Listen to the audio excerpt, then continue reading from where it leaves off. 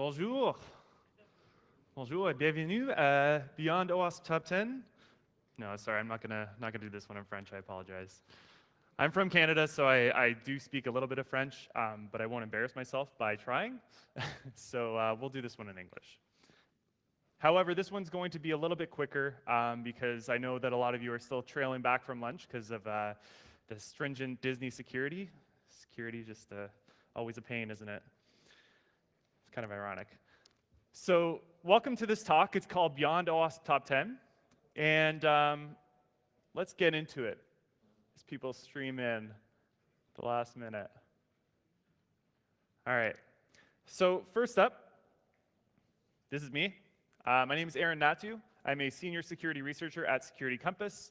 It's a company that does security testing of all sorts, and I'll be basing a lot of my work on my research and on the other work that our consultants and our other my coworkers do as well. So that's where I come from. My background is pretty diverse in IT. I was a software developer professionally. Now I just do it for hobby.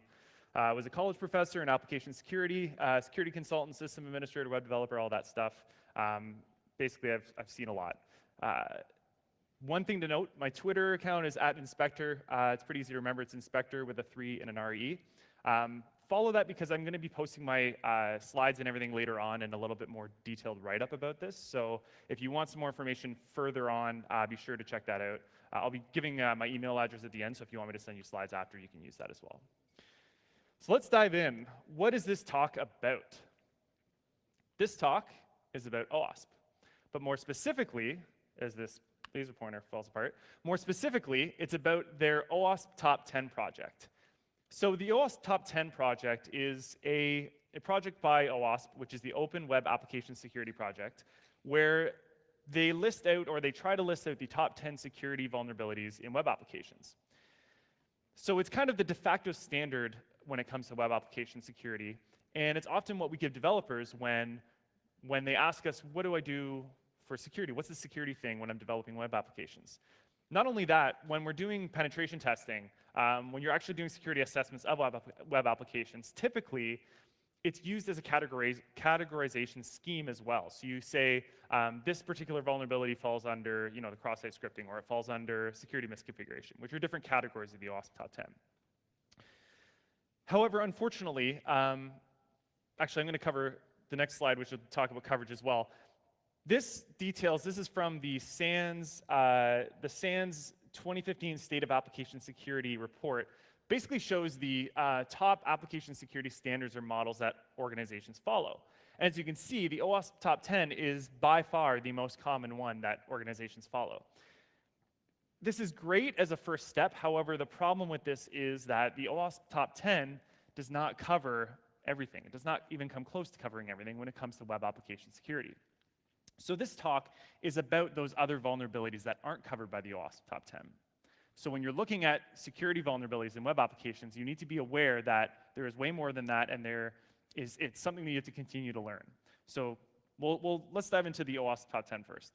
So I will cover this briefly, but first one is injection. It's basically when you can pass in user-controlled data, or an attacker-controlled data gets passed to an interpreter as part of a command or query.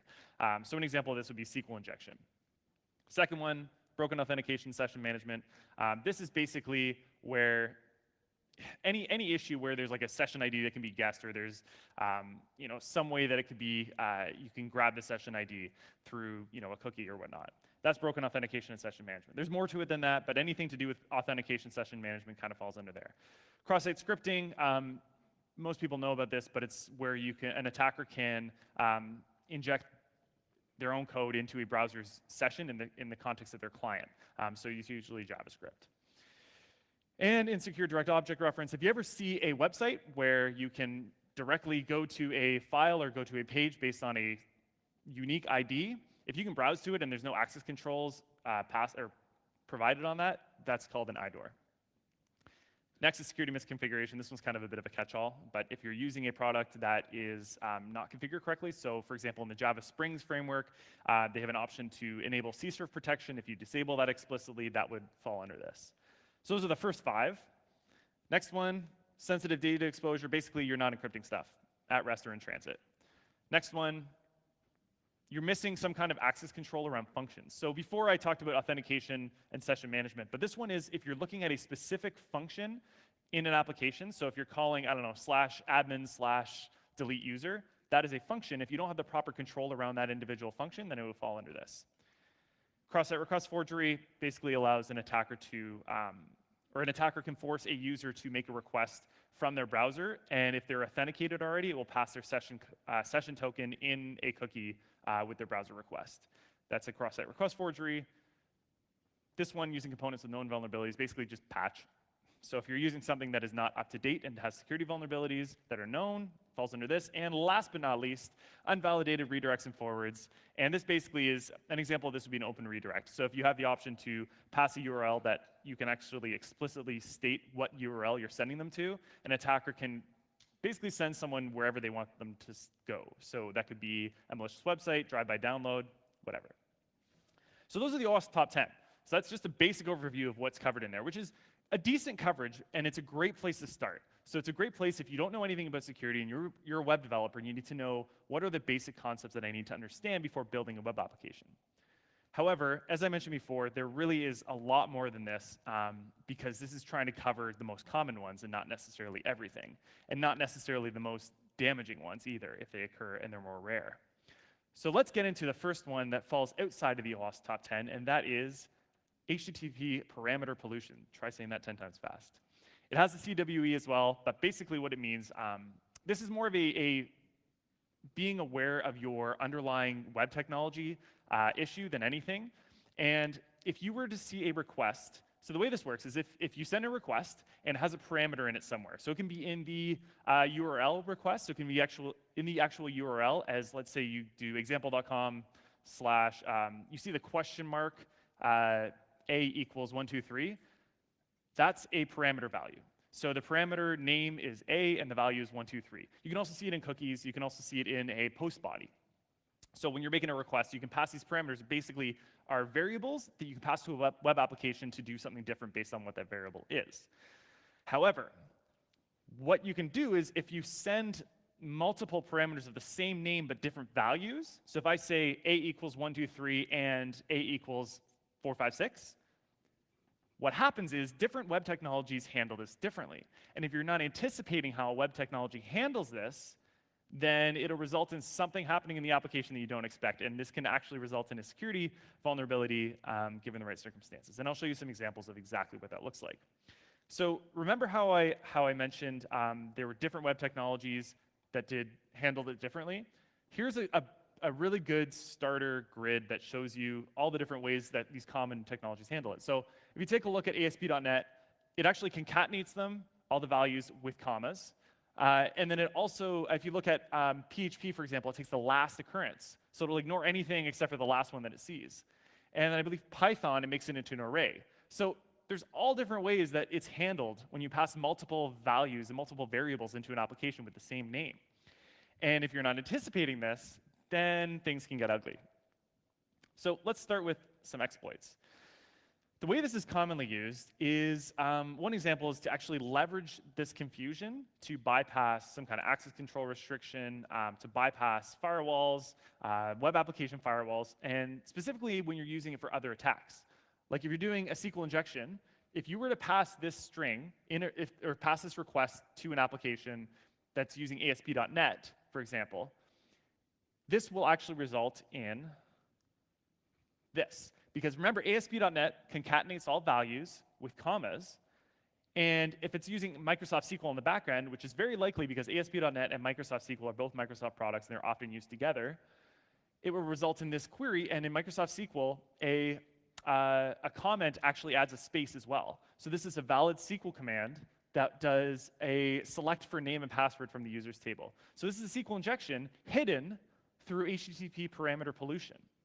Now, this exact thing may not work anymore. I'm sure web application firewalls catch it now, but there's all different variations you can do because web application firewalls are typically signature-based rather than heuristics, or rather than, basically because they're signature-based, they can't catch everything. So if you find ways to modify this, you can probably get something like SQL injection.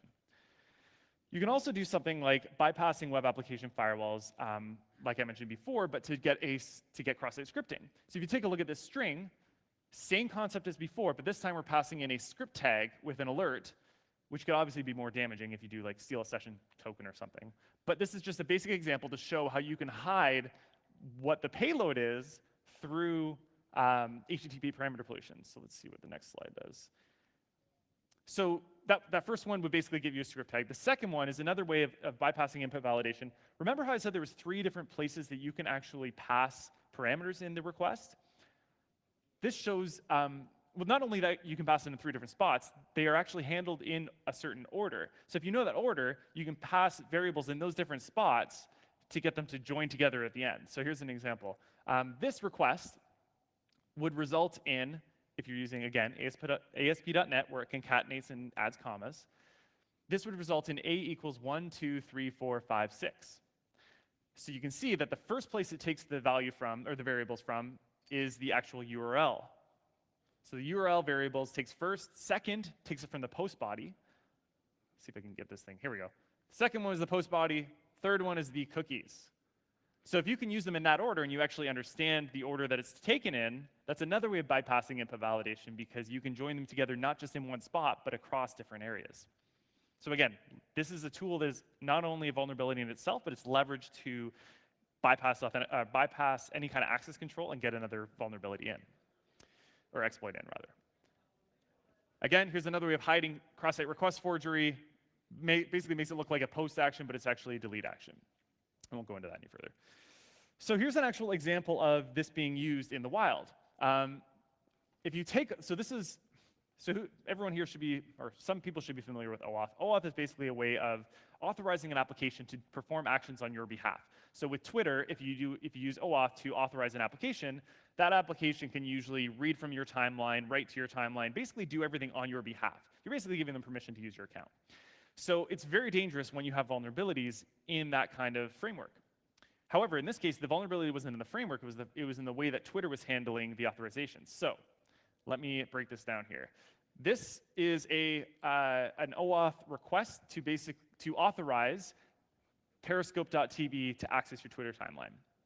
Because the host is Periscope TV, and digits is what Twitter at the time was using. I think they still do, but it's basically the domain to do OAuth. So what they do in this case is, it looks like Periscope.tv is getting access to your Twitter timeline and to use your Twitter account. However, what the attacker actually found, and this was on a bug bounty report, so you can see the report here, but what the attacker actually found was that if they passed a second host variable with attacker.com, Twitter passed Periscope.tv through, and it saw that that is a valid authorization that it will allow, or at least that this application will allow. However, by passing a second variable through with the host set to something different, in this case, attacker.com, it would actually authorize attacker.com, but look like it was authorizing Periscope.tv. So someone who clicked this link would think that, okay, Periscope.tv is going to be using my Twitter. That's fine. I use Periscope. I want it to easily, post things to my Twitter timeline. However, what really happens is attacker.com gets your OAuth token, and they can then do everything on your account instead. So this is quickly patched, but this is a perfect example of HTTP parameter pollution used in the wild, which is really interesting. So I've showed you some ways that it can be exploited. I can show you what the vulnerability is. How do you actually test for it? So let's go through this. Really, the way to test for this is the best way is to just kind of test your applications as you use them. So for example, if you see a request with parameters in it in your application, try changing the values. Try passing a second parameter with the same name, different values, see what happens. See what you get on the other end. Remember that you can put it into those different spots in the request, so see what happens if you put it in either the URL request, the post body, or the cookies. You can actually automate this as well with Burp Suite Intruder. This is just another example, but you can pass in a second parameter with different name. Intruder just makes it really easy to automate stuff like this as well. So you can do it really quickly across all your application. So you want to look in the following sources. I think I get to another point later that I want to talk about. So here's some common sources that you're going to find. Parameters passed in, form fields, pagination. So that's like page equals 1, page equals 2, things like that. Admin page identifiers. So if you can access a page where the page is ID is 1, and that's the admin page.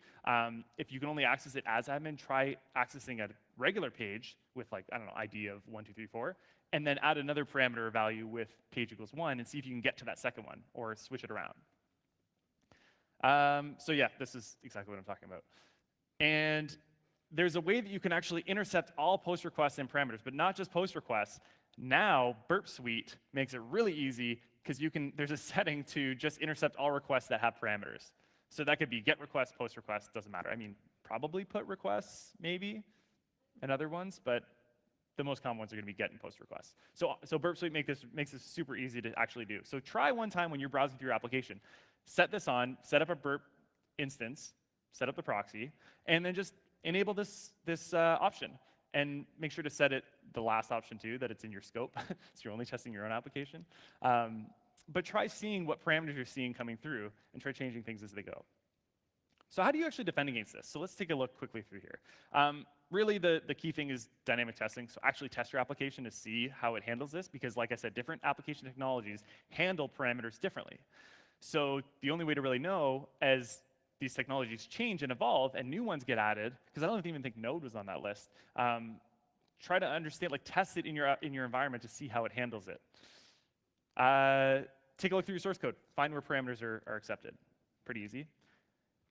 Validate how your WAF handles this, your web application firewall, because if it's handling things differently and passing things through to your application that you're not expecting, you may have tested your application thoroughly, but if you put something in front of it that's modifying those requests or stripping out parameters, if there's duplicate ones, whatever, you need to know how that reacts in your environment so you can adjust appropriately. And just general good practice, output encoding. So if someone does manage to get through your application's access control or get through any kind of defense against this just makes it so that the ensuing attack is neutered. So they can't get through with a cross-site scripting. They can't execute JavaScript if it's encoded properly. Again, there's ways around this, but this is just general good practice. And best case, be as explicit as possible. So strip duplicate parameters or explicitly choose the last one, whatever. It's up to you. If you're designing the application, be as explicit as possible. Always good practice. So here's some more further reading. Again, I'm going to post this afterwards, so you can check it out then. Overly permissive regular expressions. So I'm shorter on time, so I'm not going to go in depth here. But basically what this is regular expressions can be a source of vulnerabilities because they're often used for access control and input validation. So if you're trusting a regular expression that you wrote to catch everything, you're probably in for a world of hurt, because it won't. So when they're not tuned well, it can result in authorization bypasses. It can result in anomalies in your application that you didn't expect. So here's a comic, not really much to do with overly permissive regexes, but thought you'd enjoy it. Everyone likes XKCD. So let's move on to some common gotchas. Again, I'll run through this pretty quickly. Make sure that you caught the right character case when you're using regular expressions, because it's by default is case sensitive. So check that. You can also use /i as a modifier to make it insensitive. Word boundaries. Basically, when you're looking at a word, you want to only accept to the point where you're looking for. So you don't want to accept in your application admin and administrative assistant. Probably aren't the same role. So use word boundaries to delineate them, which is usually /b. Do you really need to use a star? So this is the wildcard that basically accepts 0 or any. If you're using an or condition, especially, this is dangerous because if it's in the first condition, it will usually match almost anything and then always allow someone through. So here's an example. This is a or condition where the first match is always going to be true because it's either 0 digits or any number of digits or really, so it'll match any of these things, okay? So just be aware when you're going to be using the star character. Special characters, if you actually need to use special characters in your regular expressions, use a / to negate them. And don't try to parse HTML with regular expressions. It's painful and it sucks as a developer because it's always changing and there's just so many edge cases. Just ask Cloudflare. Just because if you're trying to do this to parse things, you're probably going to miss something. There's a lot of really good libraries for this, so don't try to do it on your own. Just don't. Exploits. So let's look at some regular expression exploits. So this was a case where so you can actually see this is I think it was a bug bounty. White space and multi-line abuse to remote code execution. So they actually got remote code execution due to this flaw. So if you take a look at this regular expression, it's supposed to match for anything, basically anything, .rpt. But the flaw here, so it'll look something like this will match. The flaw here is that because it's got this character here, there's two flaws. First off, it's got the /s character. /s not only includes spaces, but it's also tabs, line breaks, and form feeds. Line breaks can be used in malicious ways when it's passed into a command. So look at this. If you pass this line break right here with the %0a, the next command executed will be cat etc password, which is not good on a Linux system. And then this. So this would actually match because it actually hits the anything matches .rpt. However, because of this multi-line modifier here, the way that PHP handles multi-line is that it not only checks on multiple lines, but it will look until it'll accept and take anything, like the whole line rather than the whole string that matches, and puts it into your output. So something like this would also work because it takes this matches, but it continues for the rest of the line because of the multi-line modifier. So this will be completely valid. It'll pass this into the command in the back end. It accepts the file, but then it also executes this, this actual command to output your password file in Linux. Not good. Oh, and interesting thing about this vulnerability is actually the default on Ruby on Rails for a while. So by default, it was doing multi-line, so you could actually pass something like this into almost anything that was taking a regular expression, and if it was passing it back to a back-end command, then it would execute a script or reflect it back. Or you could basically enter anything as long as you use the line breaks, and then it would execute that command. So as long as it was found somewhere in there, some kind of valid match, you could continue it with the line break, and it would also use that. So it's pretty interesting. So this left a bunch of websites exposed at the time that were using Ruby on Rails. I think it was like WordPress, Tumblr, GitHub, a bunch of them. Next one, blacklist bypass. So this is pretty simple. Essentially, they were doing a blacklist that this came out to this, but if you tried to do /title, it was caught by the blacklist. So for those of you that aren't familiar, there's two concepts. One is a blacklist, one is a whitelist. Blacklist matches on things that you specify. Whitelist basically says, blacklist is usually used to say don't allow these specific things that you specify. Whitelist is usually used in reverse, where it says only allow these things that you specify, which means it catches a lot more things in it. So in this case, they were doing a blacklist, so they were specifically looking for the /title in the input, so you couldn't then continue on and pass in HTML or JavaScript. And all you had to do really to bypass this was something like this, where you would pass in extra, this looks kind of convoluted because of all the URL encoding, but basically what it would result in this. So by passing in not just the /title, you can also pass in an ID and then a bunch of other things it doesn't expect that are valid HTML. Because it wasn't checking for them in the regular expression, in the blacklist for the regular expression, it got through and then you got code execution, or cross-site scripting rather. So how do you actually test for this? Really, the thing that comes to testing, I'll kind of sum it up right now. It's most effective with doing white box testing, because if you're looking at regular expressions, they're hard to parse if you don't see them. So you can try fuzzing things, but really the most effective way is to look in the source code. So you can use any of these tools to check your regular expressions. They're really, really good. Any of these, doesn't matter, it's just kind of a sanity check. Dynamically test them with some fuzzy input. So fuzzing is the practice of sending in particularly incorrect input to see what happens and see how it reacts. There's some really good lists here. If you look at sec lists, they have a whole section on fuzzing. I would highly recommend checking this out, by the way, because they have a whole bunch of polyglots, basically a bunch of strings that you can use in your testing for cross-site scripting, SQL injection, things like this. So test with those in your applications, see what happens. And then try passing in line breaks as well. So how do you defend against this? Really, all of these solutions are just kind of around best programming practices with testing sprinkled in. So keep it simple, perform transformations in stages. Again, I'm going to rush through this a little bit.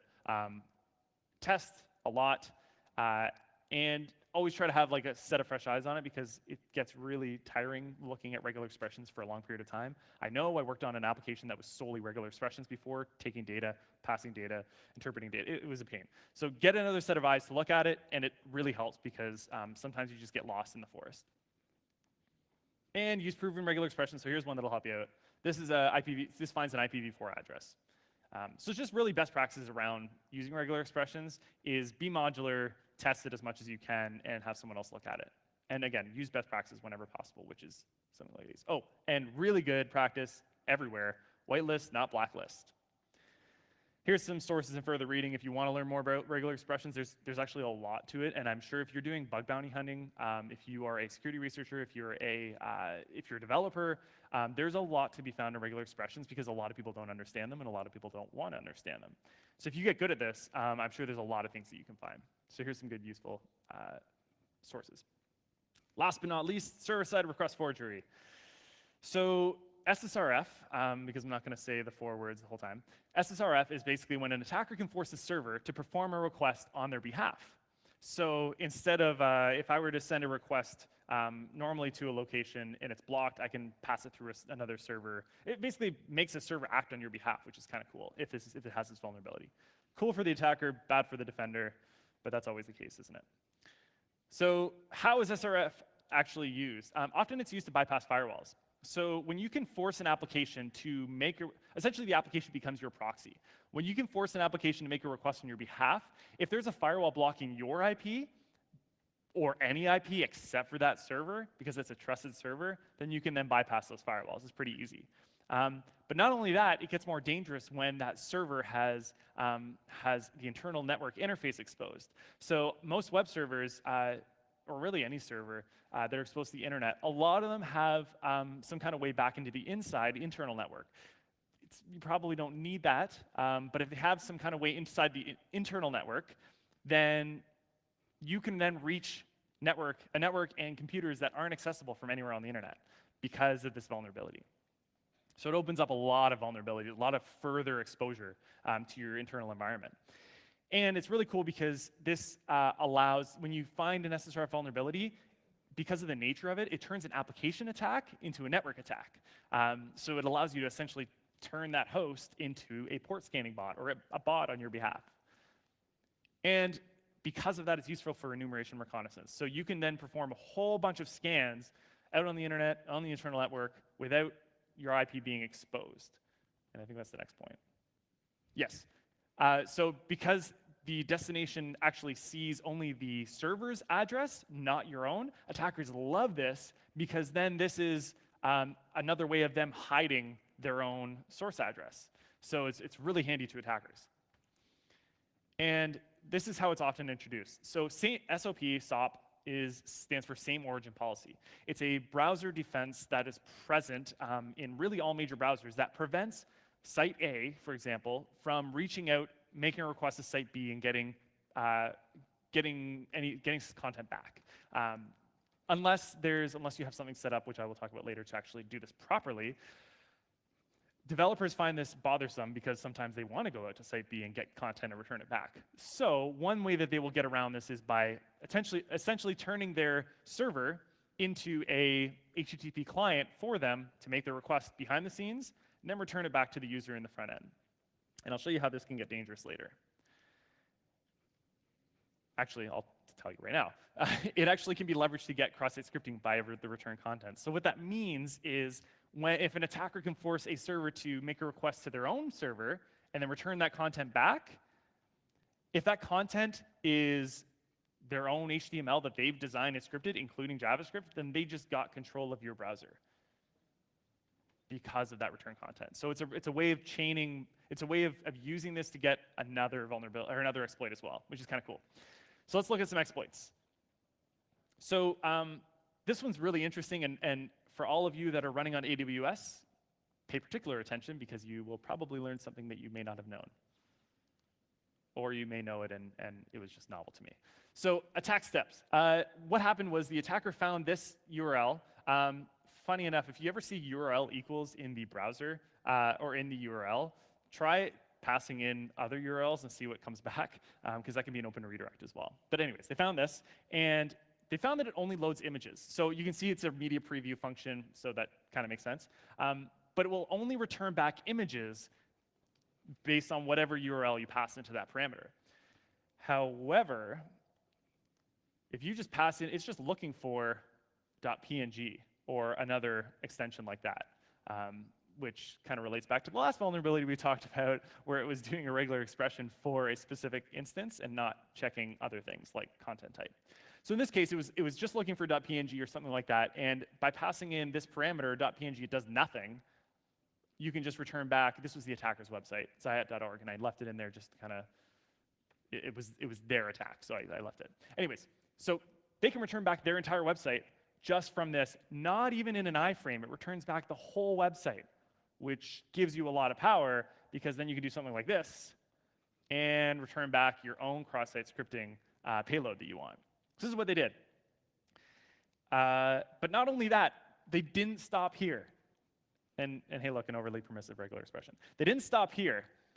After that, they realized that because it was hosted on AWS, there's a particular endpoint that if you can reach that endpoint from a trusted source, gives you a lot of information. Bonus points if you already have that in your head and you know exactly what I'm about to say. So did you know if you query this IP from an AWS instance, it will give you back, it basically has a REST API, where you can query a ton of information about the server. Because it's only accessible from that server itself. It's only a local one. It's only internal behind it. But because he, as the attacker, was able to make that server make any request on his behalf, including to that internal address, he was able to access this. So for example, they did this, and they got pretty much everything. So some of the metadata is, here I'm going to iterate through some of them, AMI ID, reservation ID, local host name, public keys, OpenSSH keys, security credentials by role, security groups, user data, and on and on and on. There's a lot in there, and they basically found all of it. So here's a guide that you're going to want to note down if you're running AWS. This is some of the functions that you can actually call from that endpoint. It's helpful. It's really valuable if you want to script out some kind of information about, especially if you're in like a DevOps workspace where you need to get more information about the endpoint or the instance itself. This is going to be really handy for you. Let's move on. Google digs Google. Google actually had a toolbox where they allowed you to do a whole bunch of stuff that you can just do on your client anyways, but do it with Google because it's Google Apps. So they had this spot where it was you could use a tool called dig. Dig is a command that's usually built with most Linux distros. Does Windows have it? I don't know. I don't use Windows as much. So dig basically allows you to make a request or use the tool to check a particular domain with the name server that you provide, and it will return back the DNS information for that name server, or sorry, for that actual domain. So they gave you a web interface to do this, because why not? Google Apps. And it returns back the information. The interesting thing, though, is if you modify the request and change that name server to 127.0.0.1, that's the local host. And Google happened to be running a DNS server on that web application. So what they did was the attacker could then just keep making a bunch of requests to this Google app. And then with that internal name server specified, they enumerated pretty much all of Google's internal namespace. They could see every single instance, every domain, every host name inside of Google. And fun fact about this, Google was actually running a Minecraft server inside their internal network. Big surprise. So how do you actually test for server-side request forgery? First off, if you actually see a URL provided in a request, try changing it. And again, you can script this out as well with Burp. Change it to a few of the following things. One, try google.com or another remote URL, see if it loads that, or your own domain, see if it loads that. Another one is the loopback address, like they did in that on that last example with Google. Try seeing what else is running on that local server, because if you can make requests on that server, it's very likely that there's other services running on that server, because most people don't have the money to do a dedicated instance for every single service they're running. So it's very possible you're going to find something else on that local server. Try local IP, see if you can get behind the server to the local address, or to the local address space. Try a different protocol. This is interesting. I will come back to this in a little bit, but basically, when you're in your browser, if you look at the URL, most of them start with HTTP or HTTPS. But you can actually make requests with other URL forms, such as like file, SSH, FTP. File in particular will return back a local file, the contents of a local file in your browser. So this can be particularly dangerous if you as an attacker, or an attacker can actually use your server to query the local files there. You can imagine there's probably some files that you don't want them to see. Same with SSH and FTP. There's a lot there. Just the different protocol URLs is something that a lot of mobile applications use as well. So you'll see like custom URL schemes for like for Spotify, for Twitter, a number of other ones where it'll be like I don't know, Spotify : / something, and it'll call out their mobile applications. There may be other things you can do there if you can find like a mobile app server. Just thinking out loud. Try a different port. Similarly to if there's other services running on the same box, if you try a different port, you can basically enumerate every service that's running on that, or if you find another domain or another IP that's reachable from that server, then you can then find maybe there's other services other than just web services running. So you can enumerate. It basically turns this server into Nmap for you, but a much more dumbed down version of Nmap. And like I said, Burp Suite Intruder makes this really, really easy. If you sort by response sizes, it'll be a lot easier to kind of catch which things are positive hits for you. Continued, I'm not going to dive into this, it's going to take too long, but if you have XML external entities, like this exploit, then basically it'll allow, if you can make a request out to an external URL that's also server-side request forgery, you can check this one out for more information on that after. It's just a way of using multiple exploits together. Oh, yes, this is a key point here. So if you don't have your own server set up that you're just having there just to listen for requests for this vulnerability, you can use Burp's collaborator servers as well, because they will just provide you free servers that will monitor for requests to them with unique information, and then it will return back in your Burp instance anytime it hears back from it.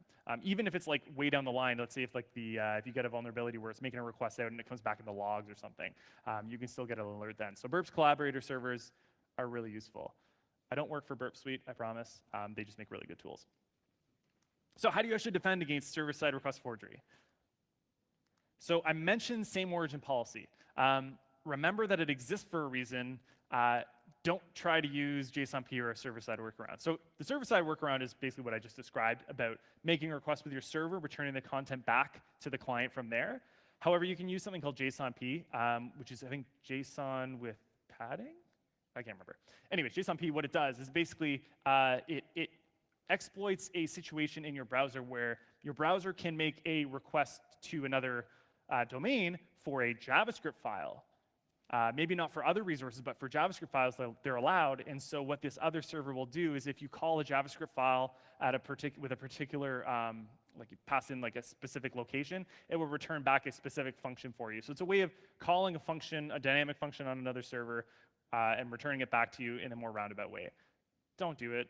Just like if you can avoid it, it will lead to things like server-side request forgery. Instead, use cross-origin request sharing, CORS.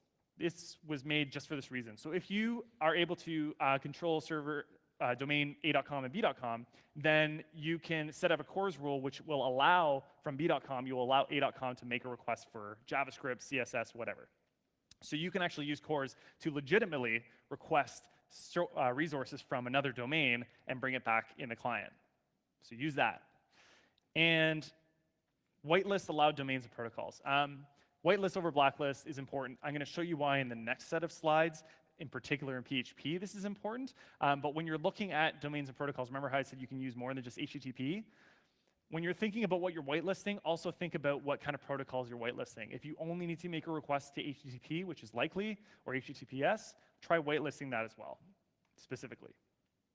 And to prevent, either don't have an internal interface on your server, your web server, or whatever server is exposed to the internet, or have some kind of firewall rules severely limiting what can access from the server to the internal network, so that if an attacker does get an SSRF exploit, they then cannot enumerate and access your entire internal network, which would otherwise be safely hidden from the dangerous internet. And so I mentioned whitelisting protocols. You get an idea why, but in practice, you may think, oh, you can't do this with most technologies. Well, that's not true because we have PHP. So PHP actually supports the following protocol URLs by default. There's a lot. You can find more information there. So if you're using PHP, be especially careful with protocol URLs that are being used behind the scenes. And here's some more further reading for you. I did a blog post on, I was doing a bunch of open source security reviews recently and found one where it was basically a design level SSRF vulnerability. So if you check this out, I did a whole write-up on it. This will give you more information. So let's review. OWASP Top 10, 2013. I'm not going to read this out to you. You can read. Here's the top 5. There's the next 5. Looking beyond the OWASP Top 10, we have HTTP parameter pollution. Remember, if you pass multiple parameters with the same name, different values, see what happens. It could result in anomalies because different web application servers and technologies handle it differently. Overly permissive regular expression, check your regexes, because if you're using it for access control or input validation, which is very likely, you got to make sure that it's tuned properly, otherwise it can allow for easy bypasses. And server-side request forgery, be sure when you're making requests on behalf of users that you whitelist as much as possible, and really try not to allow access to the internal network, because server-side request forgery basically allows an attacker to make a request anywhere they want through your vulnerable machine. So there's actually a release candidate for OWASP Top 10 2017, because the last one was 2013. There's a few changes made to it. Right now, it's still in public comments, so it's not firm. But that should be available in roughly July or August, because public comments are closed at the end of June, so soon. And here's what the changes are. Basically, they added a A4 broken access control, which combines insecure direct object references and mixed function level access control. So it's A4 now means broken access control. Attackers can bypass authentication and authorization controls. A7 is insufficient attack protection. This one's got a lot of press, negative press really, because people thought that it shouldn't really fall into it, and it's kind of a catch-all. Basically, what A7 insufficient attack protection is saying is that developers should incorporate automatic detection, logging, responding, and even blocking exploit attempts. I don't know if this is necessarily a vulnerability, so I'm going to leave it up to you to decide whether this should be in there. Add your comments, whatever. Look it up online. There's a lot of commentary on it. That's A7. And the last one, A10, underprotected APIs, basically means that protect your APIs, which is weird because all the other OWASP Top 10 in the past has really applied to APIs just as well as web applications. So I don't understand where they were going with this. But moral of the story, all of these vulnerabilities that I talked about still apply, even to the new version of the OWASP Top 10. So final message that I'm going to leave you with is this. The OWASP Top 10 really is a good start for developers, for someone new to security, web application security, if they want to learn more. But there is so much more than just the OWASP Top 10. And it's really, really important that as a security professional, as an advocate for this, you should always be learning, because there is constantly going to be new things coming out. There could easily be another 5 vulnerability types that I talk about. So moral of the story, understand that it's a good start, but you should always be learning more. And I think this is why we're all here. We're all here because we want to learn more about security. Keep that up, because that is what drives the security industry. That's what makes us good at protecting our applications. So you should always be trying to learn more. And to help you out with that, I've provided a few resources that you can use to keep learning. These are just some things I found recently that I use more often to actually keep up to date on security vulnerabilities and exploits. One is the HNATIW feed. So it's a bug bounty platform. They basically publish a lot of bug bounty reports. Twitter is a really good place to, this is where I get most of my news, to be completely honest. If you're following the right people, you can usually catch security issues and vulnerabilities and exploits before anyone else does. The problem with that is you have to kind of curate who you're following to get that information. So my advice to you would be to look at who is speaking at this conference, speaking at other conferences, follow them, see what they follow, see who they like, see who they retweet, and eventually you'll just start to build up your, where you get the information from. Reddit, I don't really use this all that often, but it's especially beginner friendly. So if you're looking for network security, especially kind of content, check that out. And HackerOne, again, they have a 0 daily newsletter, which just recently came out, and I found it's actually pretty useful. So the point here really is that if it's a good start, but there's so much more. And if you need help understanding where to start from or where to continue, or you need other resources, or you have any questions around the things that I've talked about, please feel free to reach out. I'm always open. I'm pretty happy to help. And if I can't help you, then I can always point you to the right person that can.